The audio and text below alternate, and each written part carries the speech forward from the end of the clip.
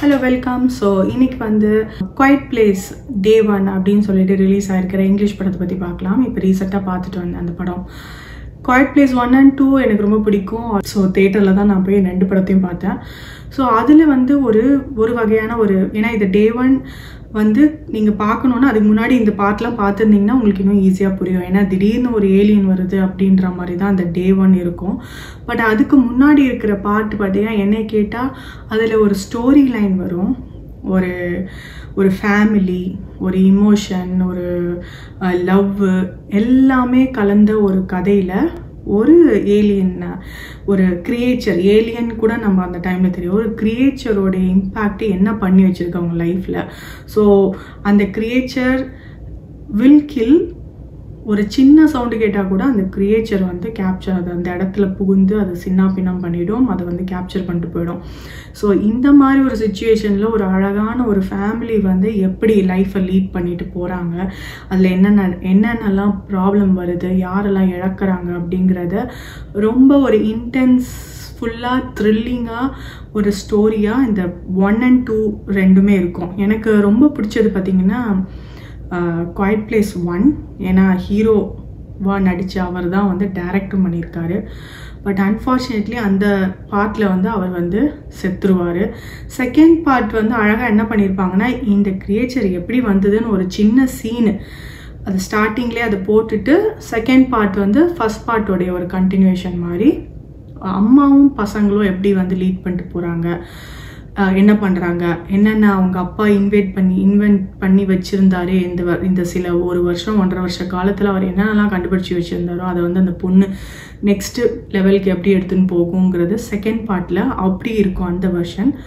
So இந்த third part இது ரெண்டுத்துக்குமே சம்மந்தம் இல்லை. ஏன்னா இந்த ரெண்டு பார்ட்டில் இருந்த யாருமே இங்கே இருக்க மாட்டாங்க.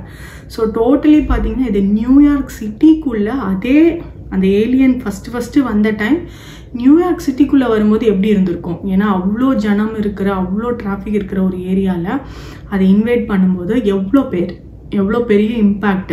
ஸோ அதில் வந்து ஒரு ஹீரோயினு, அதுக்கப்புறம் ஒரு நர்ஸு, அதுக்கப்புறம் திடீர்னு இன்னொரு ஹீரோ உள்ளே வருவார்.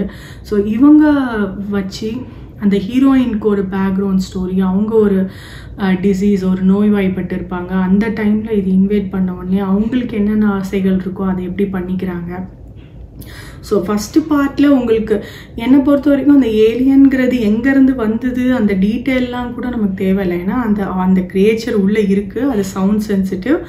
பட் அதே கிரியேச்சரு அதுக்கு என்னென்னலாம், அதுக்கு வந்து கண்ணு தெரியாது, சவுண்டு மட்டும்தான் கேட்கும், ப்ளஸ் தண்ணிக்குள்ளே போகாது. இது எல்லாமே அந்த 2 பார்ட்லேயும் நிறையா ஹிண்ட்ஸ்லாம் கொடுத்து வச்சுருப்பாங்க. அந்த விஷயத்தை ஹைலைட், அதெல்லாம் ட்ராபேக் இருக்கிற அந்த கிரியேச்சர்கிட்டேருந்து எப்படி வந்து தப்பிச்சு சில பேர் போனாங்க அந்த நியூயார்க் சிட்டியிலேருந்து இருக்கிறது தான் இந்த Quiet Place Day 1.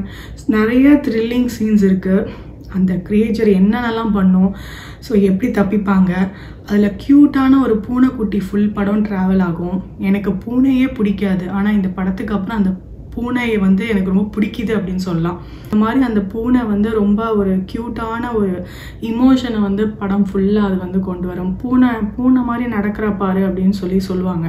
நிஜமாவே அந்த பூனை குதிக்கும், ஓடும். ஆனால் அந்த கிரியேச்சருக்கு அந்த சத்தம் கேட்காது. ஏன்னா பூனை ஜென்ரிக்காகவே அந்த மாதிரி ஓடி குதிக்கும் போது எதையுமேரையும் டேஷ் பண்ணாமல் போச்சுன்னா அது வந்து சத்தமே இல்லாமல் தான் பூனை இருக்கும். அந்த கேரக்டர் எனக்கு அதெல்லாம் ஞாபகப்படுத்துகிற மாதிரி இந்த ட்ராவல் பண்ணுறது பூனை வந்து ரொம்ப பிடிச்சிருந்தது இந்த படத்தில். So Quiet Place Day 1 PG-13. இது வந்து கண்டிப்பாக பசங்க, ரொம்ப குட்டி பசங்க இல்லைனாலும் பசங்க கண்டிப்பாக பார்க்கக்கூடிய ஒரு படம் தான். எதுவுமே வந்து உங்களுக்கு வியர்டான சீன்ஸு இல்லை அந்த மாதிரி எதுவுமே கிடையாது. கொஞ்சம் த்ரில்லிங் சீன்ஸ் இருக்குது, கொஞ்சம் அப்பப்போ அந்த கிரியேச்சர் வர்றது கொஞ்சம் பயப்படுற சீன் இருக்கும். மற்றபடி பயங்கர ஹாரர் அப்படின்லாம் கிடையாது. இது ஒரு த்ரில்லர் தான் சொல்லுவேன். ஸோ பசங்களோட உங்களுக்கு சான்ஸ் கிடச்சிதுன்னா இந்த படத்தை போயிட்டு பாருங்கள். எனக்கு வந்து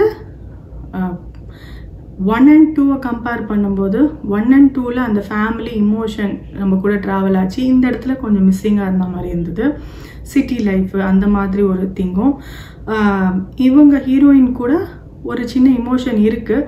பட் அது வந்து எனக்கு அந்த பார்ட்ஸ்லாம் விட ரொம்ப ஒன்றும் பெரிய கனெக்ஷன் எனக்கு வரல.